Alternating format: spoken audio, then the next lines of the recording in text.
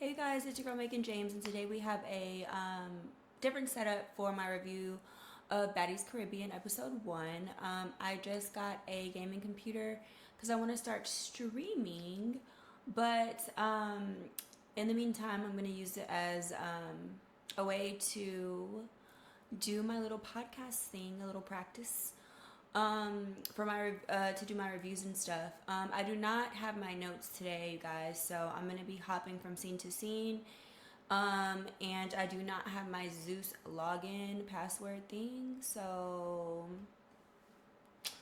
we will only be watching the trailer today. So I'm gonna go ahead and play the trailer, which I'm sure you guys have seen already. I'll play a little bit of it. I'm not gonna play the whole thing, and then we'll get into the review.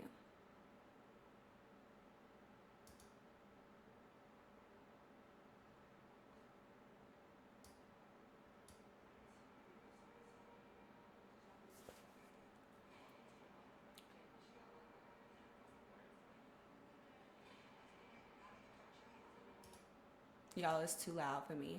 Y'all know I don't like noise.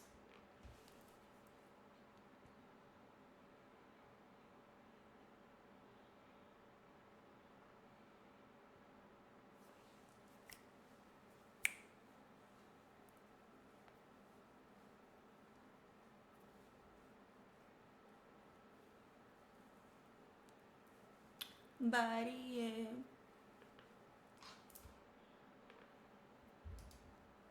Okay, you guys, so that is my little preview of the trailer, as if you guys have not seen it already, because we are already on Baddies Caribbean episode 2. I'm a little late, I know, but I'm trying to get it together, you guys. I have a lot going on.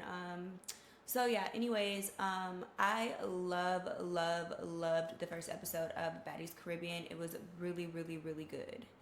Um, it was way better than the rest of the episodes, not better than the rest of the episodes, but better than the rest of the season's first episode. It was really, really surprising. I love the OGs that Natalie brought back. She brought back Biggie, Taseki, Mariah Lynn, Scotty. She brought back Sapphire, Jayla, and who else on this picture is an OG?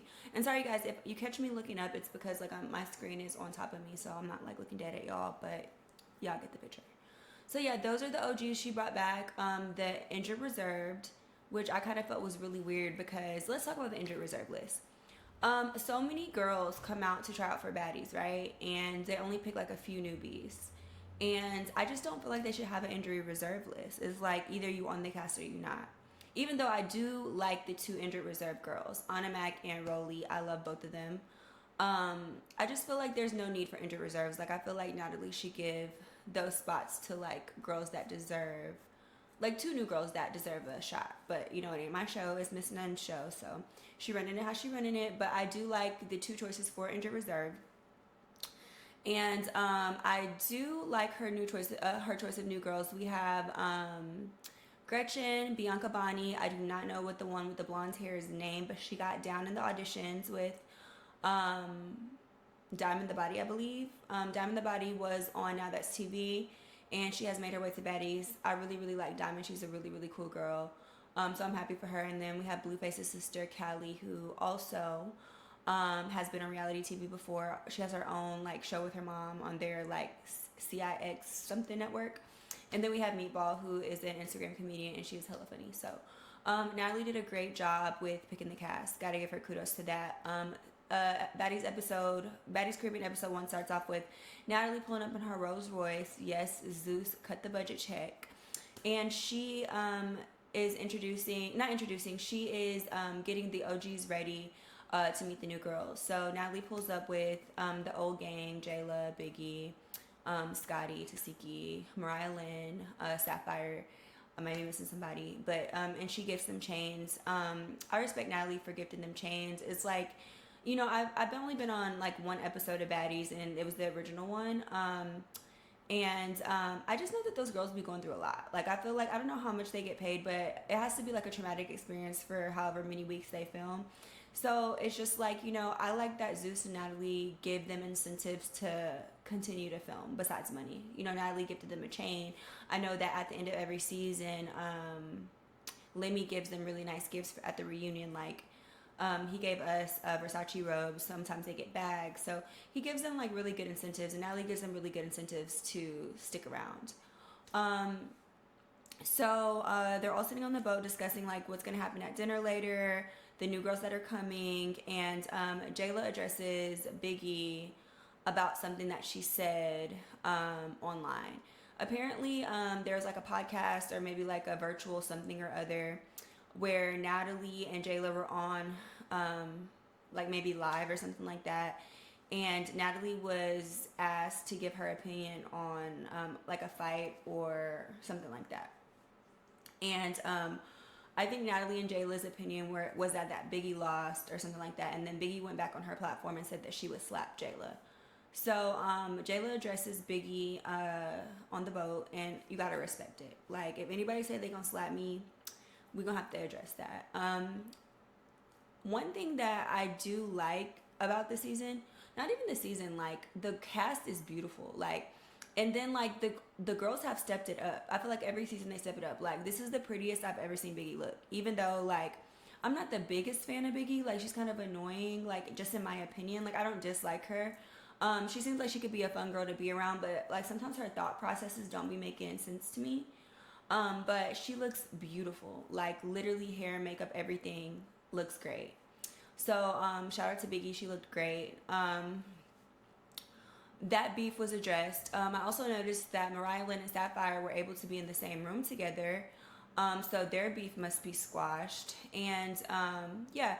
And so that was the scene there. Natalie gives them their chains, tells them about like what's going on for the night, and Jayla and Biggie get into it about Biggie saying that she was gonna slap Jayla.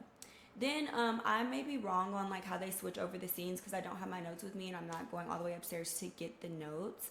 But I believe after that, there's a scene on the same yacht. Oh, Suki's on this in this episode too, where Suki and Sapphire talk to each other about their friendship. I don't know if you guys remember in the last season, Suki and Sapphire kind of fell out a little bit. They came in as best friends, and then Suki felt like Sapphire didn't have her back in some type of instance. So Suki and Sapphire haven't really been, I guess, like back besties like they were. So Sapphire, you can tell, is like, you know, trying to talk to Suki and be like, you know, like, so what's going on? Where are we at with this? And Suki doesn't seem to have forgiven Sapphire completely for the fallout. I don't really have an opinion on this. I just feel like, you know, sometimes reality TV breaks up relationships. It breaks up like boyfriend, girlfriend, married, husband, wife, and best friend relationships. And my opinion on that is like, if you let a TV show break you, I don't think you were real friends anyway. I don't know how y'all feel about it, but I do respect Sapphire trying to like get her friend back, because if somebody that you care about, like, you're gonna do what you need to do to make it right, and I respect Sapphire for that. Suki seemed like she ain't really trying to hear it, and she said that she would not be making it to Barbados because she got to go perform at Rolling Loud. Period, Suki. Get them Rolling Loud checks. Period. Okay, then what happens after this? Okay, then we flash to another scene with the injured reserve girlies, Rolly and Anna Mac. I feel like this Rolly and Anna Mac beef is like never gonna end. Like, I don't ever see them being friends. For Anna Mac to be so small, she talked a lot of shit.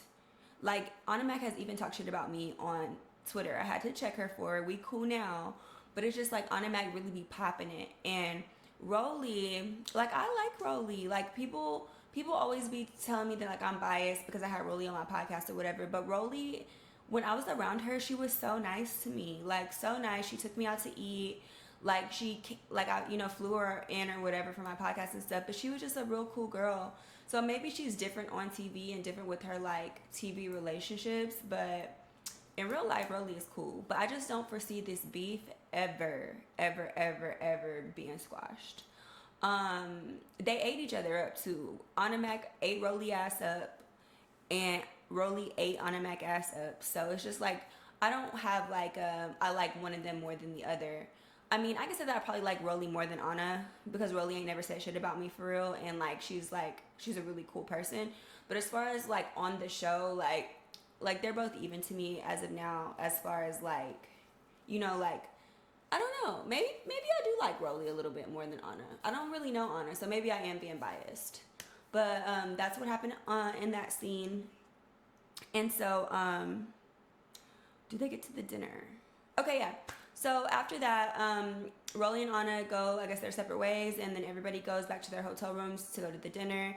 All the girlies arrive at the dinner, all the OGs are at the table, and in walks Aubrey O'Day. I feel like Aubrey on this season is super weird. Like, Baddies anything and Zeus anything and Aubrey's brand do not align to me. So I know that check had to be really, really good in order for her to participate in the series. But as I continue to watch this, because I have watched episode 2, they needed Aubrey, like, for the comedic relief of the show. Because Aubrey is literally freaking hilarious. Like, you can tell that she has no business being there, and like she makes it known that she has no business being there, and she's so funny. I also like how she didn't really like make herself like feel like she's above the girls. Like, I feel like she was really open to getting to know everybody. And so we're sitting at the dinner table, or not we, but they are sitting at the dinner table, and I guess like everybody's introducing themselves to Aubrey. And then Jayla speaks up again to Biggie, and she was like, so online you said that you was gonna slap me. And it's just like Jayla and Biggie have already addressed their issues earlier in the day on the bus, and now they're at dinner addressing them again. And I'm just like, girl, like, I don't know, like, I feel like in this moment they just need to let Rolly and Biggie fight, like, no security. Not Rolly and Biggie, Jayla and Biggie fight with no security, and just be like, get y'all's one in, and whoever win, and whoever lose. I love Jayla, and I just feel like, you know, if anybody has like threatened me online, like, I'm gonna check it, but I'm not gonna continue checking it. It's like, we gonna get our ones, and then that's gonna be that. But Jayla felt like she needed to recheck Biggie, so then her and Biggie get into it, and then that calms down, and then in walks Callie, who is Blueface's sister, and I believe Meatball. They all speak to everybody, but Callie automatically like comes for Natalie. I don't get that. Like it kind of flashes over to Callie's like interviews, you know, like her green screen or interview, like wherever it's just her speaking, and she's like, hey, I'm Callie, I'm this and that, and it's time for a new head bitch in charge, Natalie, I'm coming for your spot. Like, I don't feel like that's the right way to approach the situation, because you are a new baddie. Like, I can understand if it was like a Rolly or a Scotty who feels like Natalie should be replaced, because they've been there for almost every season of Baddies Caribbean. So for Callie to come in and think she was about to like take over Natalie's show, and like they've never even really met each other, like, I didn't really understand that, and I don't feel like that was the right way to do it. Because if you know reality TV, you know who to come for and who not to come for, right? So it's like, if you're trying to, you know, set your mark in the Baddies house and for the franchise, like, why would you come for Natalie immediately? Because she controls who's on the cast and who's not on the cast. You know what I'm saying? So Callie, I don't really think that was a good idea. Like, the energy there was a little off, but we'll see. We have a few more episodes to go, so I'm going to grow a better opinion on Callie, hopefully within the next few episodes. Then we have Bianca Bonnie come in. Okay, I don't remember Bianca Bonnie from Love and Hip Hop at all. I've watched a few seasons of Love and Hip Hop, but I do not remember her, and I never knew that her and Mariah Lynn were so close. I don't like how Bianca snuck Sapphire. I understand her reasoning behind it. She's like, oh, well, you snuck my friend, so now I'm gonna sneak you. But I just feel like upon coming into the house the first day, meeting everybody, like, you really put like a bad impression in people's minds, unless y'all really had like some street beef that people don't know about. And from what I could tell, like, Mariah Lynn and Sapphire are cordial, they back cool. So it's like, why are you coming for Sapphire if your friend is cool with her? Like, that's not making any sense. And then another thing is, I felt like it was weird that Mariah didn't say something to her friend, like, no, like, calm down, chill out. She kind of just let her sneak Sapphire, and then she's like, I'm gonna talk to her behind closed doors. Which I understand, you know, telling your friend they wrong behind closed doors, but I was just like, I didn't really like that. Like, it gave setup. I'm not sure. But I just couldn't respect that. Like, it's just like, you know, this is y'all first day in the house. Like, you don't want to meet everybody. Like, this is the impression that you want to leave on people before you even get to know any of these girls. The blonde-headed girl, she's so pretty, but I don't know who she is. I don't think we meet her in this episode. We don't meet Diamond the Body in this episode either. We do meet Meatball slightly. Everybody was happy to see her. Overall, oh, Gretchen, we don't meet her in this episode either. But overall, I feel like Natalie did a great job with casting. Zeus did a great job with casting. The budget is budgeting. And I really, really like the cast. I just think it's going to be a great season. I have watched episode 2. I'll be back with the episode 2 review hopefully before Sunday because another episodes come out on Sunday, but my ass be tired. So yeah, and also you guys let me know if you like this setup.